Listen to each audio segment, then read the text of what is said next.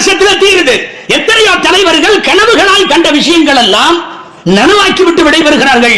பெருமானார் முகமது ஸல்லல்லாஹு அலைஹி வஸல்லம் இன்னைக்கு வரைக்கும் மது விலக்கு கனவு கண்டுட்டு தான் இருக்காங்க எல்லா தலைவர்களும். சாத்தியம் இல்ல, எந்த நாட்டிலையும் சாத்தியம் இல்ல. அங்க திறந்து இங்க திறந்து நம்மளுக்கு அங்க வேற திறந்துட்டான் சவுதியில. இதுல வேற என்னப்பா இப்படி எல்லாம் திறந்துட்டீங்களே? இல்ல, ஒரு ஆளுக்கு 40 லிட்டர் மட்டும் தான் கொடுக்குறோம், ரேஷன் கார்டு மாதிரி. நீ 40 கொடுத்தா பின்னாடி பிளாக்ல 400 வாங்குறது நமக்கு தெரியாதா? அன்பானவர்களே, அந்த மண்ணில இன்னைக்கு முடியல.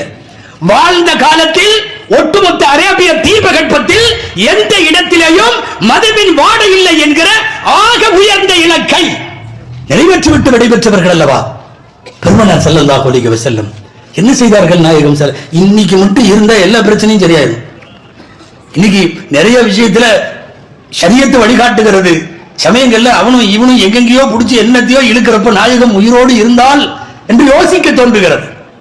உலகம் பூரா சுற்றி வந்த நெப்போலியன் பயண குறிப்புகளை எல்லாம் எழுதிட்டு வரும்போது அவன் எழுதுறான், முகம்மது மாதிரி ஒருத்தர் உயிரோடு இருந்தா இன்னைக்குள்ள எல்லா பிரச்சனைகளும் தீர்ந்து போயிடும் சொல்றது நெப்போலியனுடைய வார்த்தை.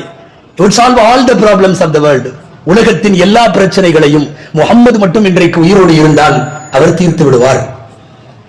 அன்பானவர்களே, உலக தலைவர்கள் எல்லாம் அதிசயித்து போகிற ஆச்சரியமான தலைவர் பெருமானார் ஸல்லல்லாஹு அலைஹி வஸல்லம்.